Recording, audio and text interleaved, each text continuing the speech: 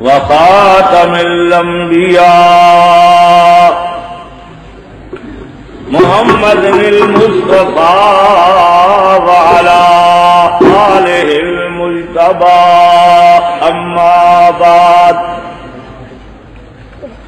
قال اللہ تبارک وتعالی فی القرآن المجید والفرقان الحمید اعوذ باللہ من الشیطان الرجیم بسم اللہ الرحمن الرحیم ما كان لنبي أن يكون له أسرى حتى يسخن في الأرض تريدون عرض الدنيا والله يريد الآخرة والله عزيز حكيم لولا كتاب من الله سبق لمسكم فيما أخذتم عذاب عظيم فكلوا مما غنمتم حلالا طيبا واتقوا الله إن الله غفور رحيم صدق الله مولانا العظيم وصدق رسوله النبي الكريم يا رب صل وسلم دائما أبدا على حبيبك خير الخلق كلهم هو الحبيب الذي ترجى شفاعته لكل هول من الأحوال مقتحم يا خير من دفنت في القاع أعظمه فطاب من طيبهن القاء والأكم نفس الفداء لقبر أنت ساكنه فيه العفاف وفيه الجود والكرم وأحسن منك لم ترقت عيني وأجمل منك لم تلد النساء خلقت مبرأ من كل عيب كأنك قد خلقت كما تشاء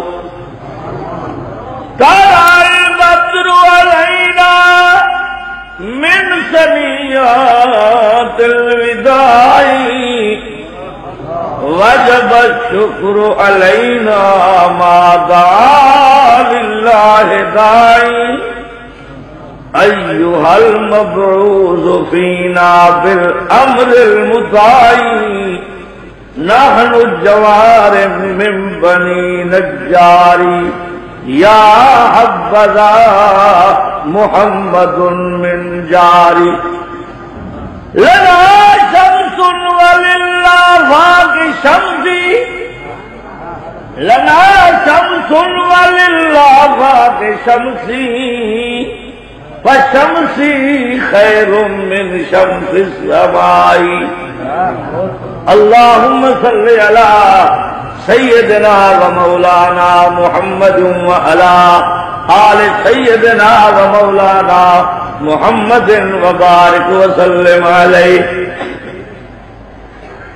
اب ذکر نہ چھیڑو مستی کا اب نام نہ لو پیمانے کا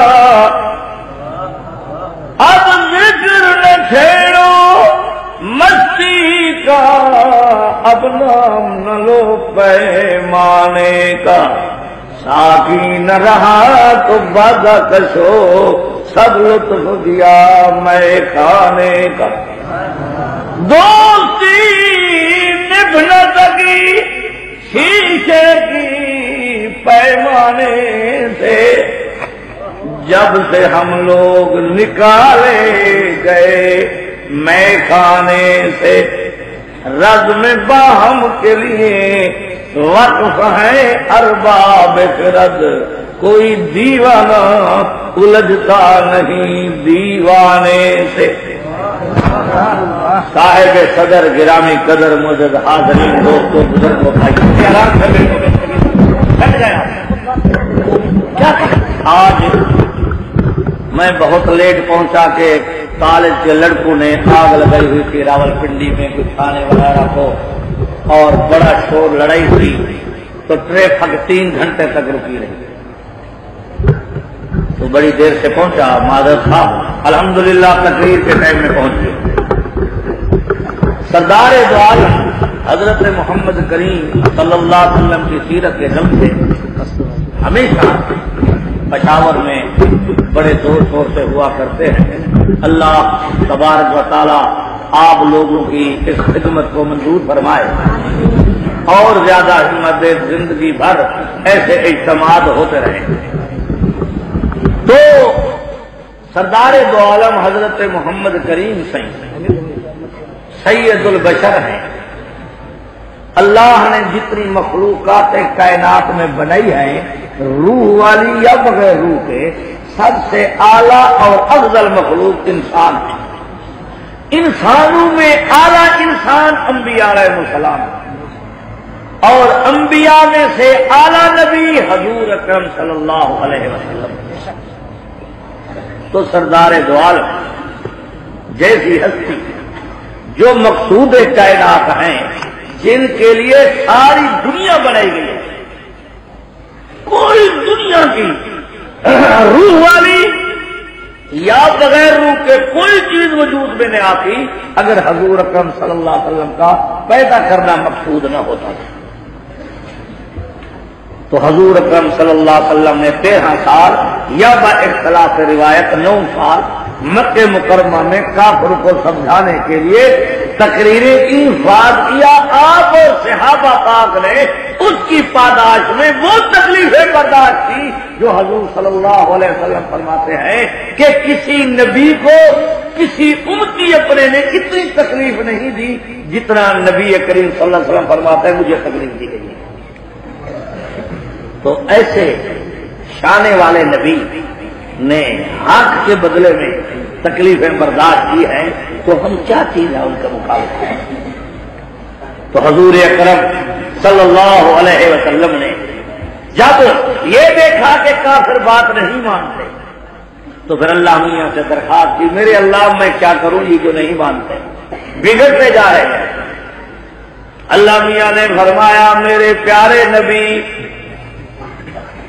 مکہ مکرمہ چھوڑ دو، مدینے تشریف لے جاؤ، وہاں فوجیں تیار کر کے کافروں سے لڑ پڑو، میں اللہ تبارک و تعالی ذمہ دار ہوں کہ آپ کو فتح دوں گا، پر گھر میں بیٹھنے کی اجازت نہیں، مکے پاک میں رہنے کی اجازت نہیں، کچھ آپ چلیں کچھ میں تمہاری مدد کروں گا۔ آقائے دو جہاں حضرت محمد کریم نے ہجرت کا ارادہ کیا اللہ تعالیٰ کے حکم پر، اور اللہ میاں نے فرمایا میرے پیارے نبی صدیق اکبر کو بھی اس سفر میں ساتھ لے جائیں۔ حضور اکرم صلی اللہ علیہ وسلم مکہ مکرمہ سے اپنے گھر سے جب باہر قدم رکھتے ہیں کیا دیکھتے ہیں؟ ہر طرف سے کافر ہیں جنہوں نے گھیرا ڈالا ہوا ہے، ننگی تلواریں لے کے حضور پاک کی گرفتاری کی نیت سے کھڑے ہیں۔ یہ پرانی سنت ہے، اللہ والوں کا گرفتار ہونا، تکلیفیں برداشت کرنا، یہ پرانی سنت ہے، یہ آج کی سنت نہیں ہے۔ اس کے رسول پورا نہیں ہوتا جب تک آدمی جیل کی ہوا نہ کھائے۔ جو بقول عطا اللہ شاہ سے بخاری رحمۃ اللہ علیہ فرماتے تھے وہ عالم میرے کام کا نہیں جو جیل میں نہیں لیا، فرماتے تھے جب تک جیل میں عالم نہ جائے تو بچی میں نہیں پکتا، کچا رہ جاتا ہے۔ میں جیل میں تھا، ایک مولوی صاحب میرے ساتھ تھے، ایک رات آئے، میں پہلے جیل میں تھا، وہ آ کے بیچارے ایک رات گزاری، تو سویرے پوچھتا ہے میرے سے مولانا یہ فرمائیے ضمانت کب ہوگی؟ میں نے کہا مجھے تو 3 مہینے ہوئے پتہ نہیں لگا، اور تمہیں ایک رات میں بتلا دو کہ تیری ضمانت کب ہوگی۔ اس واسطے جیل کی ٹریننگ ضروری ہے، مار کھانا ضروری ہے، یہ سنت نبوی ہے۔ تو حضور اکرم صلی اللہ علیہ وسلم نے دیکھا ہر طرف سے کافر ننگی تلواریں لے کے کھڑے ہیں، اس لالچ میں، انعام کی لالچ میں کہ ابو جہل خوش ہوگا ہم حضور پاک کو گرفتار کریں گے۔ تو آقا دو جہاں حضرت محمد کریم صلی اللہ علیہ وسلم نے دیکھا کہ کوئی راستہ گزرنے کا نہیں، کیسے نکلوں، کیسے جاؤں؟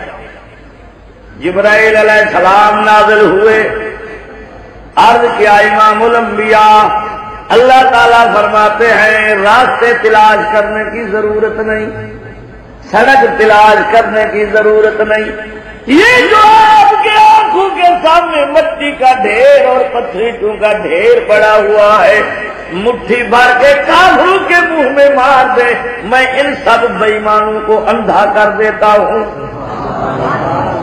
حضور پاک نے بسم اللہ پڑھ کے جو پتھری پھینکی، مٹی پھینکی، سارے بڑے بڑے کافر کو بندھے ہو گئے، حضور صحیح آرام سے گزر گئے اور سیدھے صدیق اکبر صحیح کے دروازے پر پہنچے۔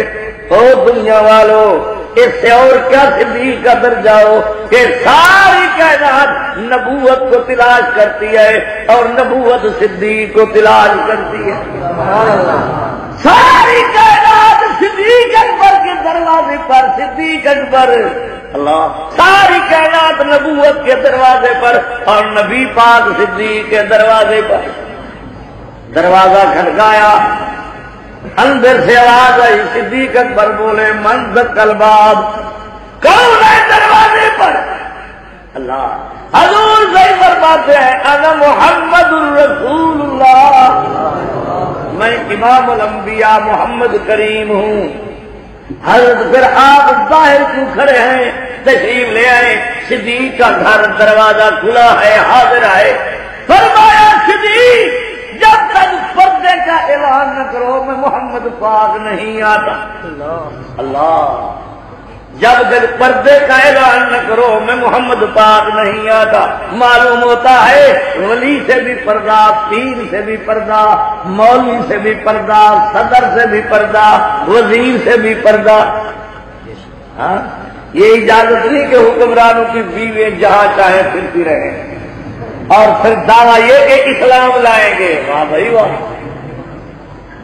یہ امریکہ سے روس کے ایوان ستارہ تک ننگی پھرے موٹر لگا کے اور آئے گا اسلام۔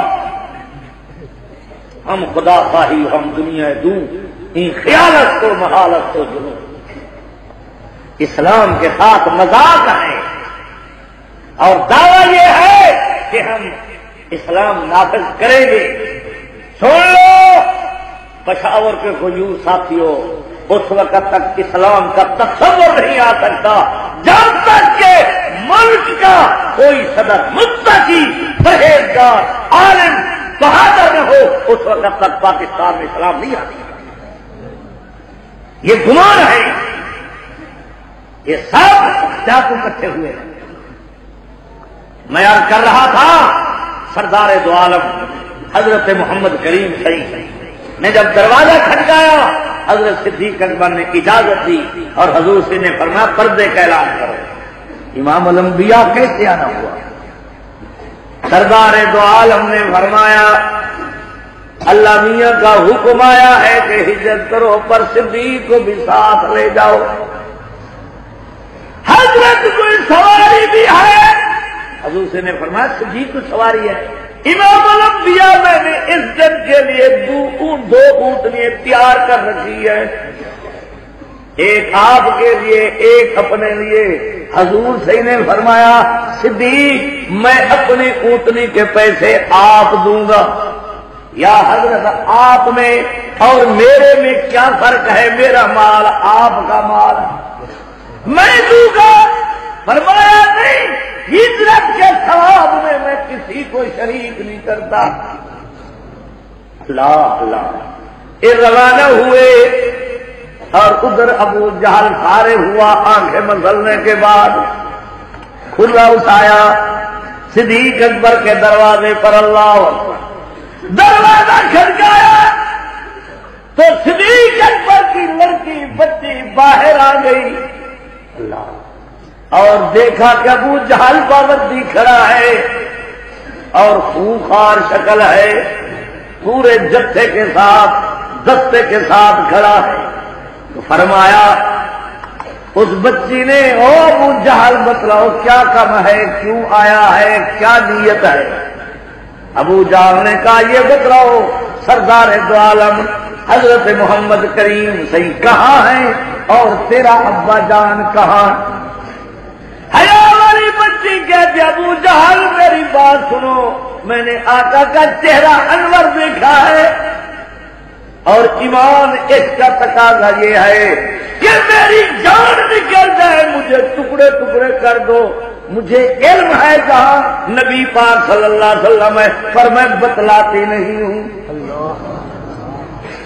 اللہ، ابو جہل بے ایمان نے غصے میں آ کے تھپڑ مارا، معصوم بچی گر گئی، آنکھوں سے، چہرے سے، ناک سے، منہ سے خون، سارا بدن خون میں لت پت، بے ہوشی سے جب فارغ ہوئی ہوش میں آئی، کہتے ابو جہل یہ تو تو نے ایک تھپڑ مارا ہے، اللہ کی قسم اگر مجھے کیما کر کے فضا میں اڑا دو میں پھر بھی کملی والے کا پتہ نہیں بتلاؤں گی۔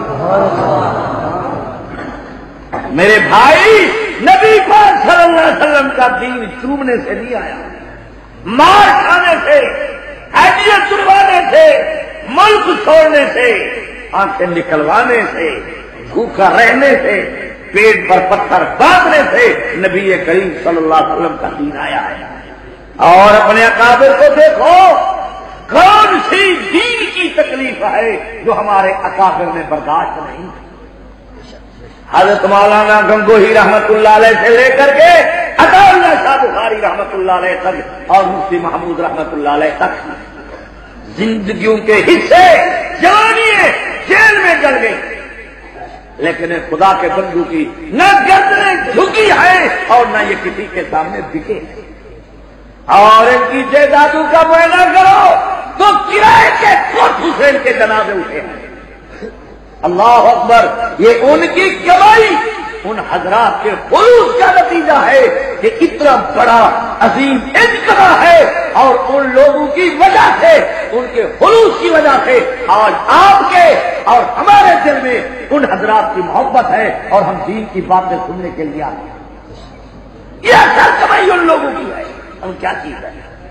اللہ عطا اللہ شاہ سے بخاری رحمت اللہ علیہ فرماتے تھے میری پہلی قید جو تھی وہ 5 سال کی، پہلی قید، کوئی تنخواہ نہیں، کوئی زمین نہیں، کوئی وظیفہ نہیں، گھر میں کوئی روٹی کا بندوبست نہیں، بچے چھوٹے چھوٹے ہیں، پر امیر شریعت خدا کے سہارے پہ بغیر کارتی کے جیل میں جا رہا ہے۔ اللہ اکبر، فرماتے تھے جب میں 5 سال کے بعد آیا تو میرا لڑکا اس وقت حافظ عطا المنعم صاحب جو بڑے تھے اس وقت چلتے پھرتے تھے، جب میں گیا تو چھوٹا تھا، تو میں بیٹھک میں جو آیا دروازہ کھٹکایا تو حافظ عطا المنعم کہنے لگے کہاں سے آئے ہو؟ نہیں پہچان سکا نا، کون ہو، کیا نام ہے، کہاں سے آئے ہو؟ میں نے کہا بیٹا میں تیرا ابا عطا اللہ شاہ ہوں، میں لمبے سفر پہ چلا گیا تھا۔ اللہ اکبر، یہ لوگ 11 سال قید ہے، تاریخی قید، عطا اللہ شاہ سے بخاری رحمت اللہ علیہ کی صحیح معنی حضور پاک کے متبع شریعت یہ لوگ، حضور سے ان کی شریعت کی تابعداری کرنے والے یہ لوگ۔ تو سردار دو عالم حضرت محمد کریم صحیح کے محبوب حضرت صدیق اکبر کی بچی نے تھپڑ کھا لیا لیکن بتلایا نہیں۔ کون امام الانبیاء؟ حضرت عبد المطلب سے فرماتے ہیں کہ جب نبی کریم صلی اللہ علیہ وسلم پیدا ہوئے، میں صبح کا ٹائم تھا تہجد کا، میں بیت اللہ شریف میں اللہ اللہ کر رہا تھا. میں نے دیکھا کہ بیت اللہ کی دیواریں جھک گئی پھر سیدھی ہو گئی. میں نے سمجھا کہ آج کوئی ذیشان بچہ عرب میں پیدا ہوا ہے. میں جو گھر آیا کہ سردار دو عالم حضرت محمد کریم سے پیدا ہو چکے تھے، پر جس کمرے میں تشریف فرما تھے سارا کمرہ منور اور روشن تھا. اللہ زمین سے لے کر کے آسمان تک نور کی لاٹیں روشنائی تھی، حسن ٹپکتا تھا. فرمایا سردار دو عالم حضرت محمد کریم صلی اللہ علیہ وسلم. اللہ ابو جب خدیجۃ الکبریٰ نے خواب دیکھا تو خواب میں یہ دیکھا کہ 14ویں رات کا چاند ہے اور وہ اترا ہے میری گود میں. خدیجۃ الکبریٰ نے یہ خواب دیکھا 14ویں رات کا چاند میری گود میں اترا ہے. اس نے مدینہ منورہ کو روشن کیا اور پھر وہ مکے میں چاند چلا گیا، پھر مکہ مکرمہ کو روشن کیا اور مکہ مکرمہ میں مدینے چلا گیا، مدینے پاک کے اطراف کو روشن کیا، پھر مدینے پاک میں دفن ہو گیا. تو ورقہ ابن نوفل جو چچا زاد بھائی تھا خدیجۃ الکبریٰ کا، ان کے پاس آ کے یہ خواب بتلایا خدیجۃ الکبریٰ نے.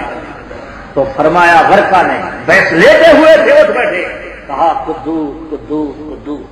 میں اللہ کی پاکی بیان کرتا ہوں، اللہ کی پاکی بیان کرتا ہوں، اللہ کی پاکی بیان کرتا ہوں. خدیجہ مبارک ہو، 14ویں رات کے چاند سے مراد سردار دو عالم خاتم النبیین ہیں، محمد کریم صحیح ہیں، اور تیری گود کو روشن کیا. تیرے ساتھ سردار دو عالم کا نکاح ہو اور مکہ مکرمہ کو روشن کریں گے نبوت کی روشنائی کے ساتھ. پھر مدینہ منورہ جائیں گے، وہاں نبوت کی روشنائی پھیلائیں گے، پھر وہیں پر فوت ہو گے دفن ہو جائیں گے. مدینہ طیبہ میں خبردار خدیجہ، کوئی بادشاہ بھی تمہیں نکاح کی دعوت دے تو نکاح نہیں کرنا، سردار دو عالم حضرت محمد کریم صحیح کا انتظار کرنا. خدیجہ الکبریٰ کہتی ہے کہ میں اس انتظار میں رہی کہ وہ نبوت کا سال کب قریب آتا ہے. عرب میں حضور صحیح کے نام کی شہرت ہونے لگی، شرافت کی، دیانت کی، امانت کی. ہر آدمی کی نظر حضور پاک پر ہو. بچپن سے خدیجۃ الکبریٰ کہتی ہے کہ جب نزدیک آ گیا وقت، کچھ جوانی سنبھلنے لگے سردار دو عالم حضرت محمد کریم صحیح، تو خدیجۃ الکبریٰ کہتی ہے کہ مال تجارت کے لیے میں نے خود پیشکش کی کہ باقی تو میرا مال لے جاتے ہیں، حصہ دیتے ہیں. میں نے ابو طالب کو کہا بھتیجے کو نہیں بھیجتے تجارت کے لیے، میں مال دوں اور حصے کی ضرورت بھی نہیں کہ متعین کروں. مجھے شک تھا، یقین نہ تھا کہ ہے نبی یہی، ان کی علامات، ان کی تعریف، ان کے آداب، ان کے خصلات بتلاتے ہیں کہ اور تمامی عرب کی نظر کدھر ہے. تو ابو طالب نے حضور سے بات کی اور حضور صلی اللہ علیہ وسلم نے فرمایا چاچا جی میں حاضر ہوں، میں مال تجارت کے لیے لے جاتا ہوں. تو خدیجۃ الکبریٰ نے اپنا غلام میسرہ ساتھ بھیج دیا حضور سے اور ان کو ہدایت کی کہ رستے میں جو جو واقعات ہیں نوٹ کرتے ہیں. کیا واقعات پیش آتے ہیں؟ میسرہ غلام ساتھ آئے، حضور سے ساتھ آئے، قافلہ لے جا رہے ہیں شام کے علاقے میں تجارت کے لیے. چلتے چلتے ایک دن ایسا بھی آیا جو حضور صحیح ایک درخت کے نیچے، بہت بڑا درخت تھا پہاڑ کے دامن میں، بے آباد جگہ میں، بڑا گنجان درخت ہے. گرمی شدید تھی، دوپہر کا ٹائم تھا، تو حضور پاک نے وہاں جا کے قافلہ بٹھا دیا، اونٹ بٹھا دیے، سامان اتار دیا. ابھی سائے پر بیٹھے تھے، ایک سفید بزرگ عالم دوڑتا ہوا آتا ہے اور آ کے حضور صحیح کے پاس کھڑا ہو جاتا ہے.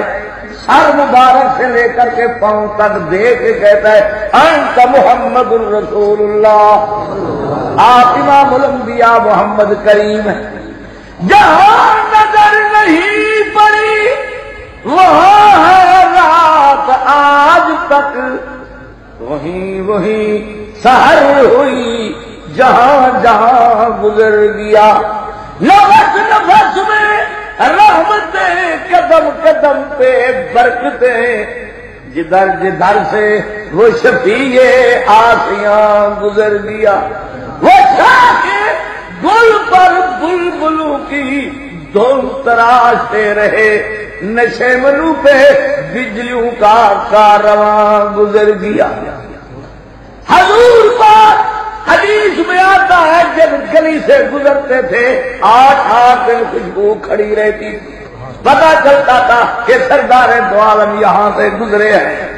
اور اماں صدیقہ فرماتی ہے میں نے حضور پاک کا پسینہ مبارک شیشی میں بند کر لیا، جب میں کہیں محفل میں جاتی تو حضور پاک کے پسینے کو خوشبو کے کئی مقام استعمال کرتی، تو سہیلیاں پوچھتی صدیقہ زندگی بھر ایسی خوشبو ہم نے نہیں دیکھی، یہ کہاں سے لائی ہو؟ تو میں کہتی تھی یہ دکانداروں عطاروں کے ہاں نہیں ملتی، یہ نبی پاک کے پسینے کی خوشبو ہے۔ سبحان اللہ اللہ۔ تو بھائی بات یہ ہے، حضرت صدیقہ رضی اللہ تعالیٰ عنہ فرماتی ہیں حضور پاک اندھیرے میں جو مسکراتے اور دانت چمکتے تو بجلی کی کیا طاقت ہے، وہ سارا کوٹھا مکان روشن ہو جاتا۔ حضور پاک کو صدیقہ رضی اللہ تعالیٰ عنہ نے عرض کیا یا حضرت میری سوئی اندھیرے میں گر گئی ہے، بتی کا بندوبست نہیں، روشنی نہیں ہے۔ حضور سے نے فرمایا صدیقہ میں جو روحانی گیس موجود ہوں اور روشنی کی کیا ضرورت ہے، میں مسکراتا ہوں، کوٹھا روشن ہو جائے گا، سوئی تلاش کر لیا۔ صدیقہ فرماتی ہے حضور سے مسکرائے تو بالکل کوٹھا منور ہو گیا، اتنی روشنی ہوئی کہ سوئی میں نے تلاش کر لیا۔ تو بھائی بات یہ ہے حضور اکرم صلی اللہ علیہ وسلم کے وجود میں برکت، نگاہ میں برکت، پسینے میں برکت، اٹھنے میں برکت، بیٹھنے میں برکت، سونے میں برکت، چلنے میں برکت، پھرنے میں برکت۔ حدیث میں آتا ہے میدان جنگ میں جب پانی ختم ہو گیا تو صحابہ نے درخواست کی یا حضرت پانی نہیں ہے۔ حضور سے نے بسم اللہ پڑھ کے فرمایا جاؤ کچھ مشکلوں سے تھوڑا سا پانی جمع کر کے لے آؤ، ایک لکڑی کا پیالہ بنا۔ حضور صحیح نے بسم اللہ پڑھ کے جو اپنا ہاتھ مبارک لکڑی کے پیالے میں رکھا تو ایک انگلیوں اور انگوٹھے سے 5 نہریں پانی کی جاری ہو گئی۔ صحابہ کہتے ہیں اتنی پانی وافر ہوا کہ میدان میں پانی سماتا ہی نہیں تھا۔ صحابہ نے درخواست کی یا حضرت آج کنویں میں پانی نہیں ہے، دعا فرمائیں، اونٹ بھی پیاسے مر رہے ہیں، آدمی بھی تنگ ہے میدان جنگ میں، لیکن کنویں جیسے پانی بھرتے تھے پانی ختم ہو گیا۔ حضور صحیح گئے بسم اللہ پڑھ کے اپنی لعاب مبارک کنویں میں ڈال دی۔ صحابہ پاک کہتے ہیں اللہ کی قسم کتنی زور سے پانی کنویں سے نکلا، ہم نے محسوس کیا کہ تو سیلاب آ گیا، اور ہم اپنے سامان لے کر کے بھاگے جو پانی ختم ہونے میں نہیں آتا تھا۔ اللہ اکبر۔ بھائی جن کا سردار، جن کا نبی، جن کا آقا ایسی شان والا ہو، اور پھر ہماری کیفیت یہ ہو کہ ہماری زندگی گناہوں میں، بے حیائی میں، کہ جن کے لیے حضرت عیسیٰ نے بھی عرض کیا جب حضرت امام مہدی فرمائیں گے حضرت عیسیٰ علیہ السلام کو کہ آپ نماز پڑھائیں، حضرت امام مہدی علیہ السلام فرمائیں گے، حضرت عیسیٰ جواب دیں گے کہ میری تمنا ہے کہ میں نبی پاک کے امتی کے پیچھے نماز پڑھوں۔ تو حضرت امام مہدی نماز پڑھائیں گے، حضرت عیسیٰ علیہ السلام پیچھے نماز پڑھیں گے کہ تمنا تھی میری کہ میں نبی پاک کے امتی کے پیچھے نماز پڑھوں۔ اور ہمارا کیا حال ہے؟ اللہ اکبر، سینما سے فارغ نہیں، شراب سے فارغ نہیں، گندے کاموں سے فارغ نہیں، بدماشی سے فارغ نہیں، اور قیامت والے دن حضور صحیح کو کیا نہیں دکھلائیں گے۔ اللہ تعالیٰ ہمیں ہدایت نصیب فرمائے اور سچی محبت نبی پاک صلی اللہ علیہ وسلم کی عطا کرے۔ تو میں عرض کر رہا تھا امام الانبیاء محمد کریم صلی اللہ علیہ وسلم، وہ بوڑھے نے آ کے جو دیکھا سر مبارک سے پاؤں تک، تو کہا انت محمد رسول اللہ، آپ امام الانبیاء محمد کریم صحیح ہیں۔ اچھا بھئی آپ کو کس نے بتلایا؟